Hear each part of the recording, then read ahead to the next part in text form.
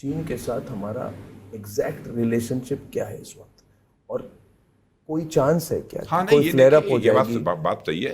पहले से भी चाइना के साथ हमारे रिलेशन तनावपूर्ण रहे हैं, इसमें कहीं दो मत नहीं है। अभी तनाव कितना है? नहीं, लेकिन बातचीत जो इस समय चल रही है अच्छे माहौल में चल रही है। मैं देशवासियों को मैं बतलाना चाहता हूँ, गलवान में जो हुआ वो फिर से हो सकता है? नहीं, गलवान मैं कह रहा हूँ कि हो सकता है, क्या होगा कैसे होगा।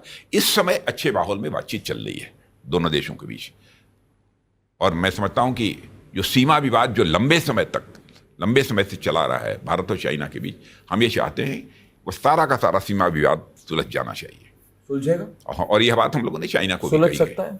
सुलझ सकता है। आज की जैसी स्थिति बनी है सुलझ सकता है? बिल्कुल सुलझ सकता है। और राष्ट्रीय हमारे नेशनल इंटरेस्ट को बिना कॉम्प्रोमाइज किए, बिना अपने हमारे भारत के नेशनल इंटरेस्ट को कॉम्प्रोमाइज किए, और मेरा विश्वास दिनों दिन ये और पक्का होता जा रहा है।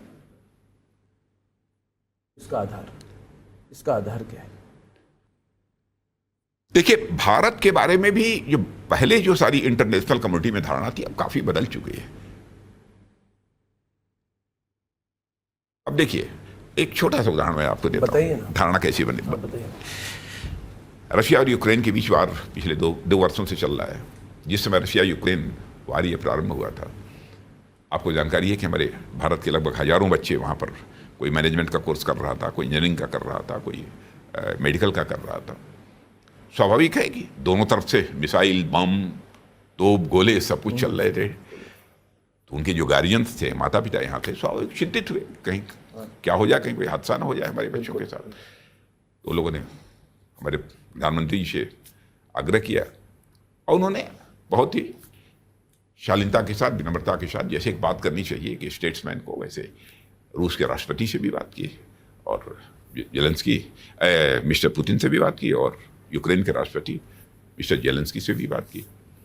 तो मिस्टर पुतिन और मिस्टर जेलेंस्की दोनों से बात करने के बाद आपने देखा होगा 4.5 घंटे के लिए वार रुक गई, और लगभग 22 हज़ार बच्चे वहाँ से हमारे भारत आ गए। ये है ना भारत का स्टेशन। पहले वाले भारत और आज के भारत में बहुत अंतर हो गया अपना। आप भी मॉस्को गए थे?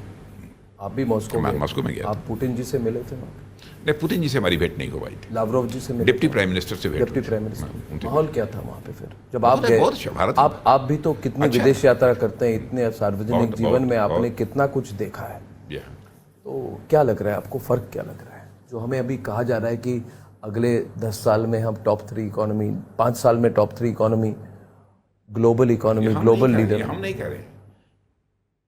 ये तो हमारी बहुत सारी जो फाइनेंशियल फर्म्स हैं, इंटरनेशनल फाइनेंशियल फर्म्स हैं, वो दावा कर रहे हैं इस समय वर्ल्ड में फास्टेस्ट ग्रोइंग इकोनॉमी किसी की है तो भारत की है। और इस पॉसिबिलिटी को बिल्कुल रूल आउट नहीं किया जा सकता कि 2027 आते आते भारत दुनिया की टॉप इकोनॉमी की साइज को लेकर दुनिया की टॉप 3 कंट्रीज में खड़ा हो जाएगा। आपको याद है जब आप पेरिस गए थे शायद, और आपने रफाल को आपका हैंडओवर हुआ था, टीका स्वस्तिक लगाया था, स्वस्तिक बनाया था, स्वस्तिक ओम लिखा था, ओम लिखा था। वहाँ पे इधर की जो लॉबी है, नींबू भी रखा था। बहुत अच्छा किया था, बहुत अच्छा किया था। और इधर की हमारी परंपरा नहीं, आपकी परंपरा तो हमारी परंपरा है, वही तो सनातनी परंपरा है, मगर यहाँ की लॉबी शुरू हो गई थी। ये देखिए कम्युनल पॉलिटिक्स। इसको कम्युनल पॉलिटिक्स नहीं करते। यदि अपने कोई ईश्वर को याद करने के लिए कोई नमाज पढ़ता है तो उस पर मुझे कोई आपत्ति नहीं।